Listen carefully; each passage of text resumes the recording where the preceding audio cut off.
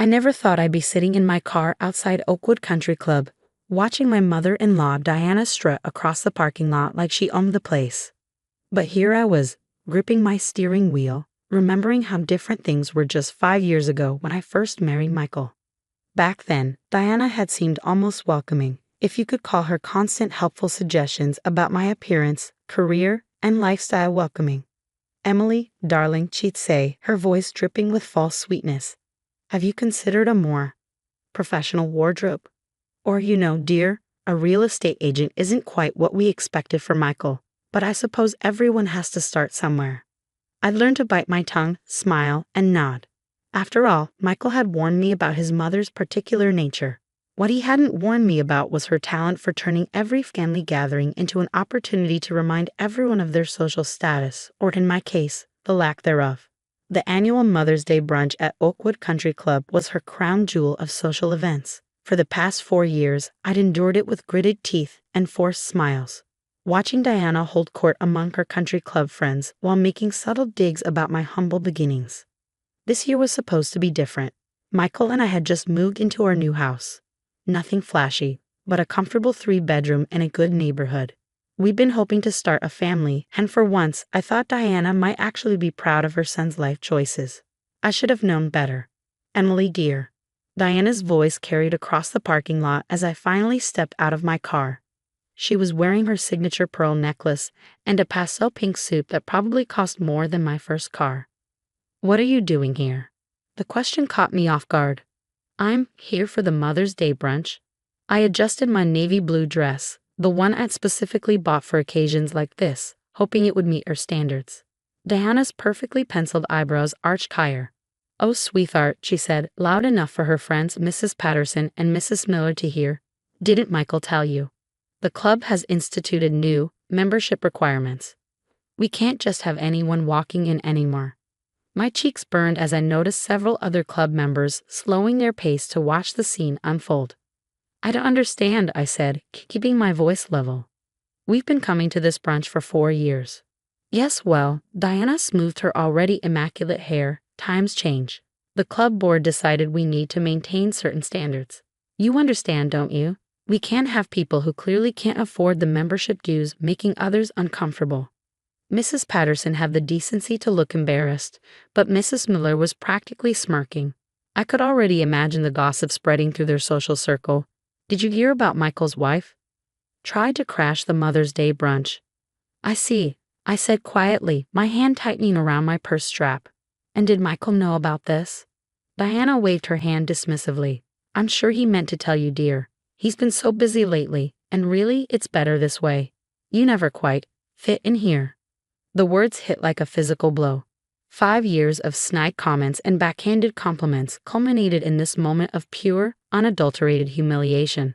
I thought about the small real estate agency I'd built from scratch, the long hours I'd worked while Diana complained that I was neglecting her son, the way Michael and I had saved every penny for our new home while she criticized our lack of ambition. "Now don't make a scene," Diana added, noticing my expression. "It's embarrassing enough that you showed up uninvited. We don't need you embarrassing the family name any further." I took a deep breath, straightened my shoulders, and looked Diana directly in the eyes. "You're right about one thing," I said calmly. "This is embarrassing, but not for me." Turning on my heel, I walked back to my car with my head held high, ignoring the whispers and stares. As I drove away, I could see Diana in my rearview mirror, already regaling her friends with what would undoubtedly become the latest piece of country club gossip. My phone started ringing before I even reached the main road. Michael's name flashed on the screen, but I let it go to voicemail. I needed time to think, to plan. Diana had finally shown her true colors in front of everyone, and maybe it was time I showed mine too.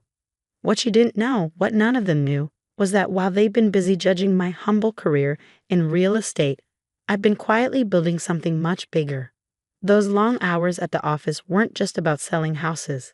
They were about creating a network, making connections, and waiting for the right opportunity. And 3 months ago, that opportunity had finally presented itself in the form of a very interesting property acquisition. I pulled into our driveway, a small smile playing on my lips as I checked my email. There it was, confirmation from my lawyer that everything was in order. In exactly 1 week, Oakwood Country Club would be holding its annual members' meeting to discuss the club's recent change in ownership. Diana had always said I didn't belong at her precious country club. Soon she learned just how wrong she was. The week following the Mother's Day incident was a symphony of ignored calls and diplomatic responses. Michael was furious when he heard what his mother had done, but I managed to calm him down before he could confront her. She went too far this time, he fumed, pacing our living room. I can't believe she would humiliate you like that in front of everyone. I'm going to call her right now and... No, I said, catching his hand as he reached for his phone. Let me handle this my way. He looked at me suspiciously. You're being surprisingly calm about this. Usually when Mom pulls something like this, you're upset for days. I couldn't help but smile. Let's just say I've learned a few things about timing in real estate. Sometimes you have to wait for the perfect moment to make your move. The truth was, I'd been waiting for Diana to show her true colors publicly.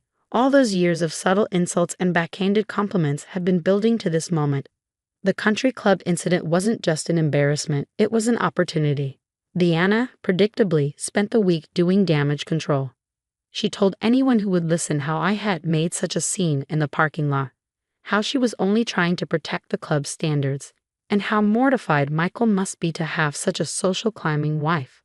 I let her talk, let her spin her stories. The annual members' meeting was approaching, and I had preparations to make. Mrs. Wilson, my assistant Jessica, poked her head into my office on Thursday afternoon. The paperwork you requested is ready, and Mr. Harrison from the club's board called again. He seems quite anxious about meeting the new owner before the announcement. Tell him everything will be revealed at the meeting, I replied, reviewing the documents on my desk. And Jessica? Make sure my name stays off all the preliminary paperwork. We wouldn't want to spoil the surprise. The acquisition had been surprisingly simple in the end. Oakwood Country Club had been struggling financially for years, something Diana and her friends didn't know because the board had kept it quiet. When I discovered this through one of my real estate connections, I created a holding company and made an offer they couldn't refuse. The night before the members' meeting, Michael finally caught on that something was happening. Emily, he said slowly, watching me lay out my outfit for the next day. A crisp white blazer and tailored black pants that practically screamed executive. Why do you have an invitation to the members' meeting? I thought Mom got us banned. I handed him the formal envelope. Read it carefully.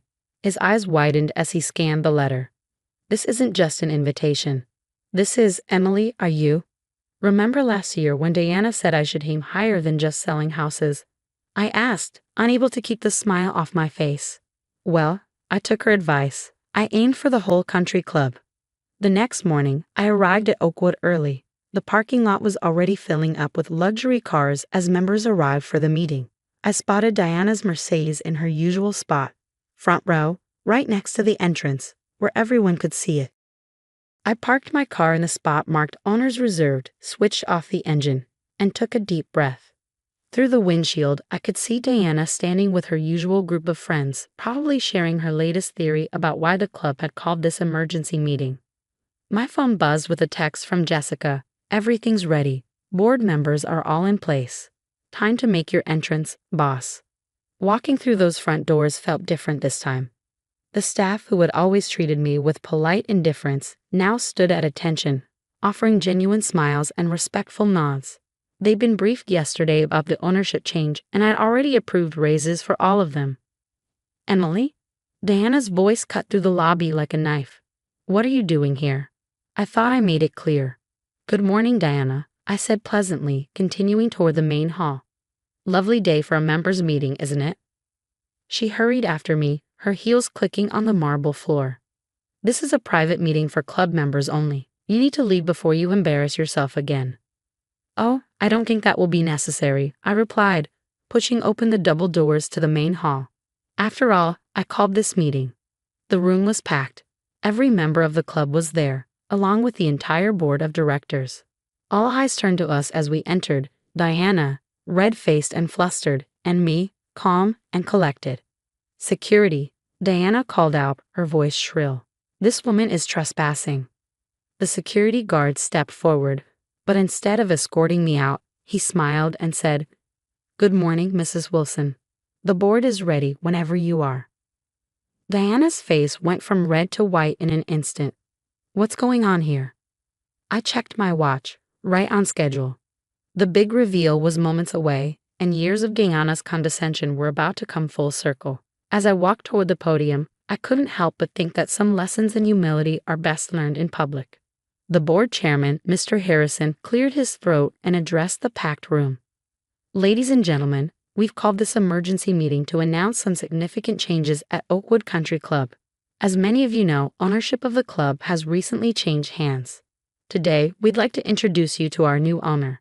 Diana was still standing near the door, her perfectly manicured hand clutching her pearl necklace. I could practically see the wheels turning in her head as she tried to figure out who among her social circle had bought her beloved club.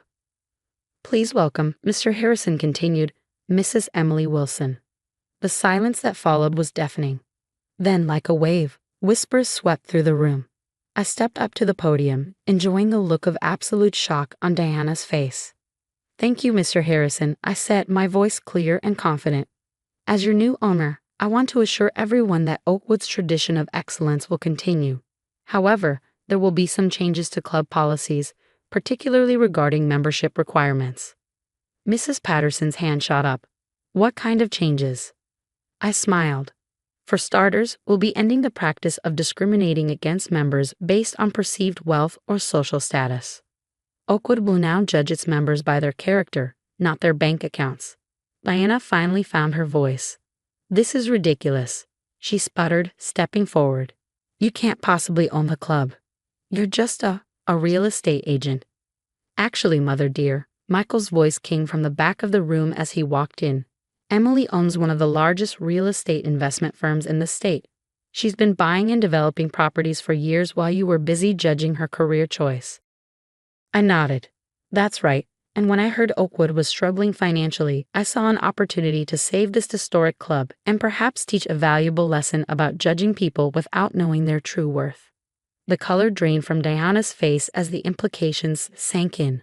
All those years of condescension, the subtle digs about my career, the public humiliation at the Mother's Day brunch, and all along, I'd been more successful than she could have imagined.